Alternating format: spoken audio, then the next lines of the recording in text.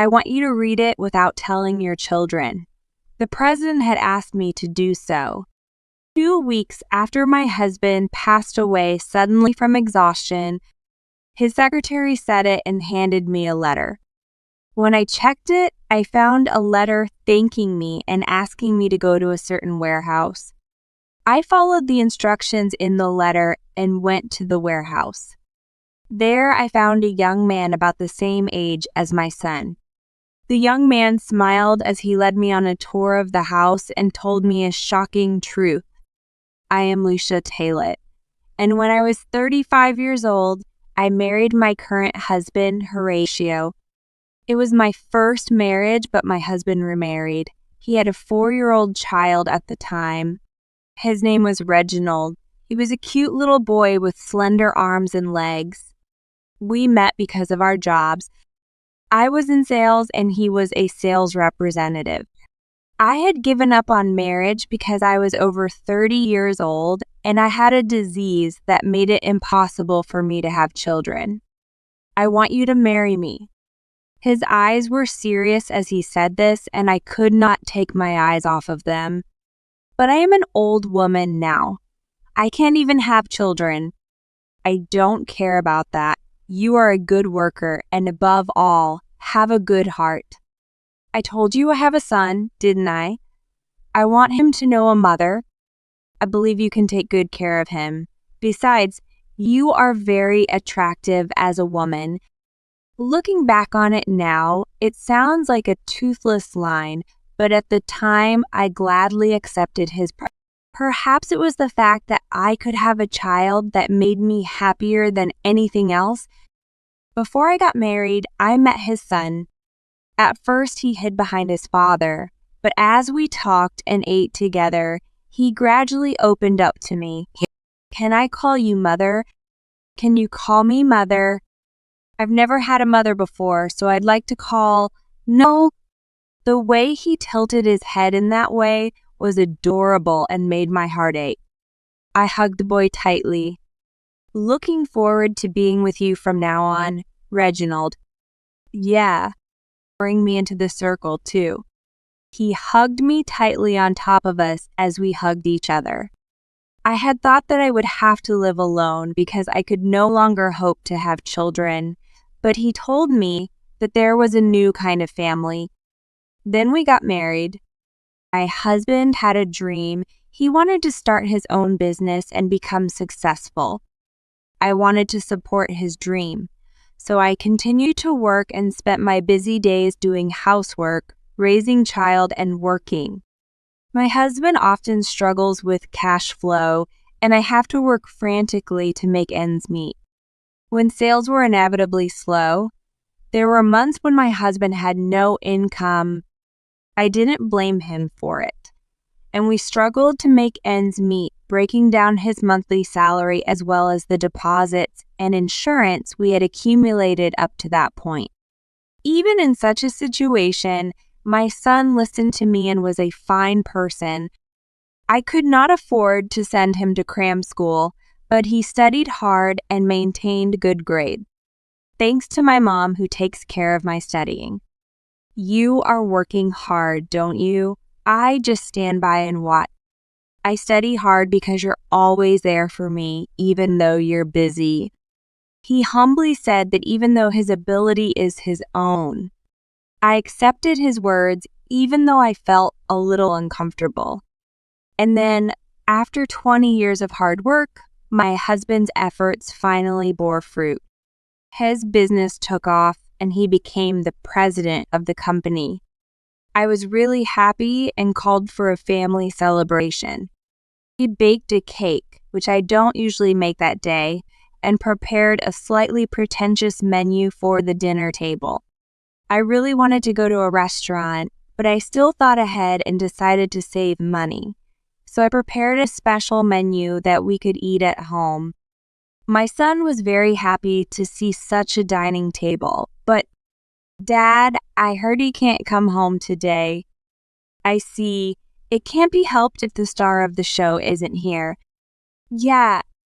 Let's eat, Mom. Today's food looks really delicious. and the cake is my favorite cake with strawberries on it. Seeing me depressed, my son tried to cheer me up and spoke to me in a happy voice. I was cheered up by that, and we finished dinner together that day. When my husband came home the next day, he smelled a slight scent of alcohol. This smell, have you been drinking? No, it's just that everyone at work is celebrating with me. I'm going to take a shower. My husband was somewhat distant and hurriedly headed for the bathroom. I was suspicious, but started to get ready and sent my husband and son out of the house. A few days later, my cell phone displayed the phone number of my husband's company. I answered the phone, but I was suspicious. Is that his wife, the president of the company? It was a call to inform me that my husband had collapsed at work. I rushed to the hospital, but could not get there in time. By the time I arrived at the hospital, my husband had already passed away. I heard from his secretary that he had been working very hard. The cause of death was probably overwork. I just listened intently to the doctor's words telling me so. Then my son rushed to the hospital and we broke down in tears, hugging each other. The sudden death of my husband of 20 years was sad and painful. The funeral was over and time passed quickly. 2 weeks had passed since my husband's death, and we were still going about our daily lives, still in a state of grief, when a person claiming to be my husband's secretary came to visit us. It has been a long time. Thank you for coming all the way here. Can I help you? I know this is sudden and rude, but the president gave me this. If something should happen to him, I was told to give you this. What he handed me was a letter. What is this? I want you to read it to the child in secret. What? I'm told to tell the president that. I think it was probably from the president. I see. But why? Why did he prepare a letter? I have not heard the contents of the letter either. I have returned the items entrusted to me by the president, so I will leave you. The secretary bowed her head and left. I opened the letter in wonder. If Lucia is reading this, then I must no longer exist in this world. First of all, I want to thank you. Thank you for raising Reginald. That is how my husband's letter was written out. Then, in the main body of the letter, it states that he would like me to head to the warehouse he has designated. I thought it was my husband's will and headed there, not understanding why since there was no reason written down. It was the warehouse of my husband's company. While I was standing in front of the warehouse wondering what was in here, I was approached by a young man. The young man had short black hair and the appearance of a young man these days. He was wearing a uniform with the company name embroidered on it. Are you the wife of the president? Yes, it was my husband's will that I should come here. We've been expecting you. Please come this way. He showed me in a friendly manner. He led me to the guest room. He asked me to sit on the sofa, and I sat at the end of the sofa. He made me a cup of tea and sat down in front of me. I read a letter that I should come here. Do you know why I was asked to come here? Dad, he didn't say why. What? Dad? Orientation, I'm the boss's son. Well, I'm the son of a mistress. What? I could not hide my surprise at the suddenness of the situation. I was not sure what was going on, so I asked the young man back. What do you mean? Are you his son? And he had a mistress? Yes.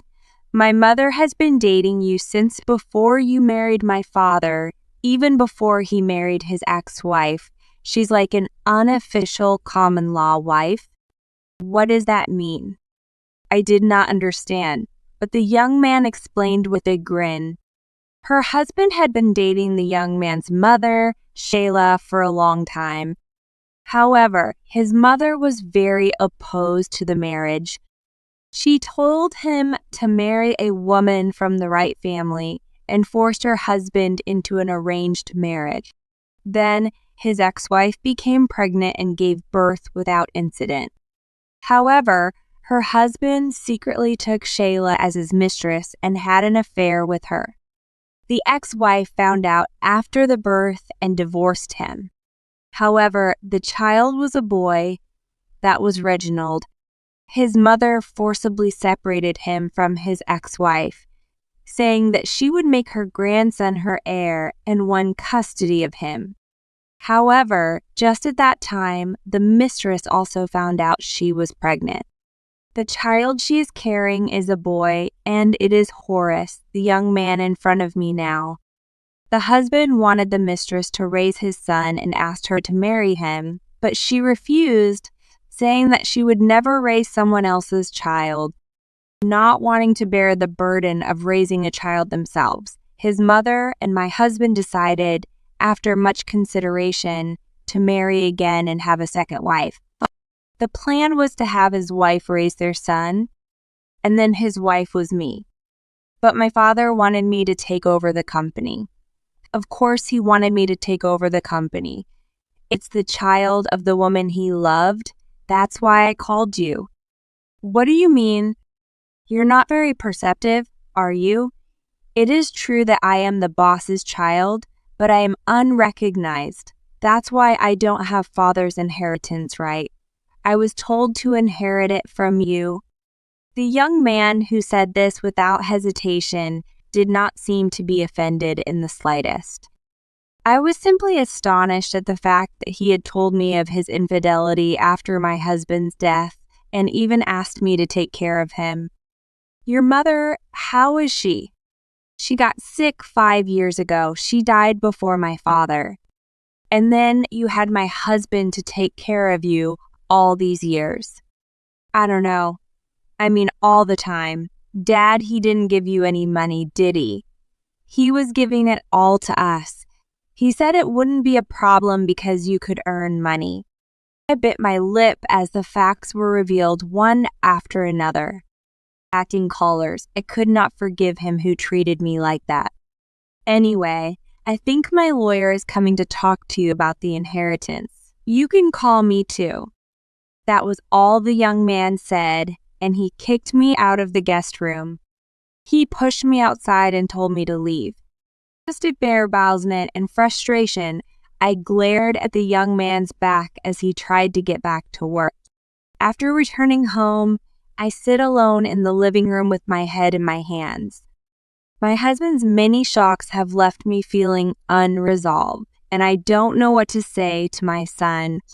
Just as I sigh and wonder what to do, my son walks into the living room. I'm home. What's wrong? What's wrong, Mom? You're sighing. No, it's nothing. I'm fine. I'm just glad you're home. You're home early.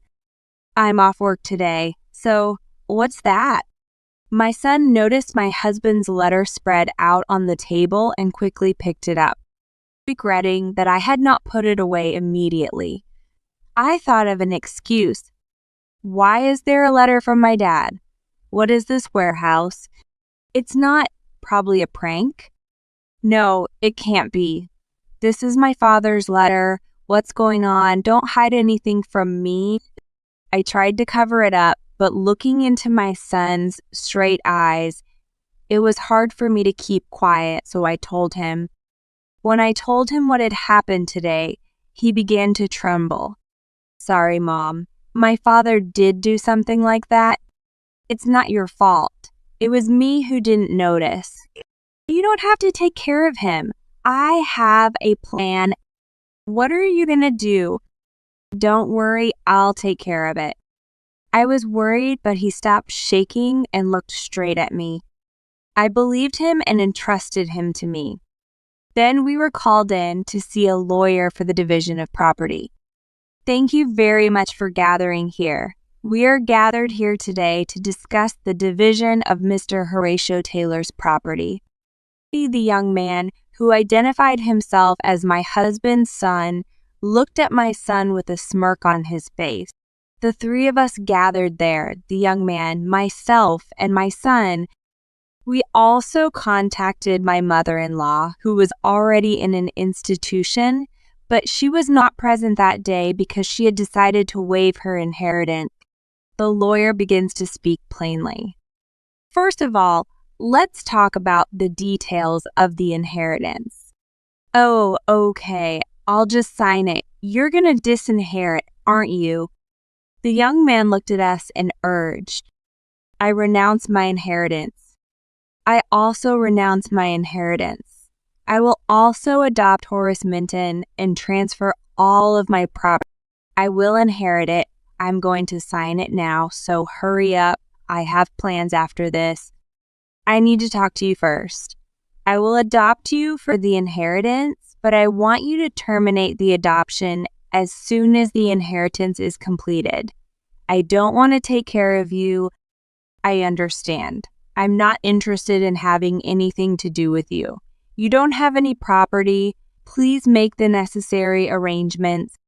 The young man asked his lawyer. The lawyer accepted the request and, perhaps having already heard about it from my husband, produced the documents he had prepared for the adoption and inheritance. We signed it and were done. The young man left as soon as he was done. And then we went home too. After a month of living a normal life, I started receiving numerous phone calls from a blocked number. I was suspicious of them, but spent my time ignoring them. While we were having dinner together, the chime rang. Who could it be at this hour? I'll go check on him. My son took the initiative and followed him toward the front door. When I opened the front door, there he was, the young man. Hey, what's going on? He shouted as soon as our eyes met and say, it's a nuisance to the neighbors. What do you want? It's my father's inheritance. It's nothing. If anything, it's negative. You said the company was in the black, but it wasn't. That's not what you said. What are you talking about? We weren't told anything about my father's company. You knew that and you left the inheritance, didn't you? He's a liar. I'm still in debt at my age. It's not our fault. Please leave. It is a nuisance. If you make any more noise, I will call the police. My son responded firmly to the young man who was yelling at him and successfully turned him away. The young man left, yelling repeatedly. Perhaps he was trying to harass us. He must have realized it by now. It's his fault for not listening to the end of the conversation. My son cowered his shoulders and went back to the living room. Seeing my son's back, I felt resilient. 6 months later, my husband's secretary came to visit me. I am sorry to keep coming back to you, she said. I just thought it might be necessary to tell you. I led the secretary, who bowed, into the guest room. I offered him a cup of tea and asked him about his story. At first, the young man took advantage of the fact that he had become the president and did whatever he wanted. When he found out that the accounting was in the red and that he needed to start the next business, he became furious. He had no management skills, and the company went under. He told me that he was currently unaccounted for, but that since he was also carrying my husband's personal debts, he must have broken himself somewhere. When I heard this, I realized that life doesn't go well when you are raised by bad parents. It seems that my son felt it too. I'm glad you were there for me, Mom. I wonder if I would have ended up like that if you hadn't been there. It's okay. You've always been strong. You will be fine. I smiled at him and he laughed as if he was relieved. We have been living peacefully ever since. I adopted my son. It may be a small amount, but I am still working and would like to leave a legacy for my son. However, my son is employed by a well-known foreign company. I will earn the money myself. He works very hard. with such a reliable son, I will continue to live modestly and peacefully.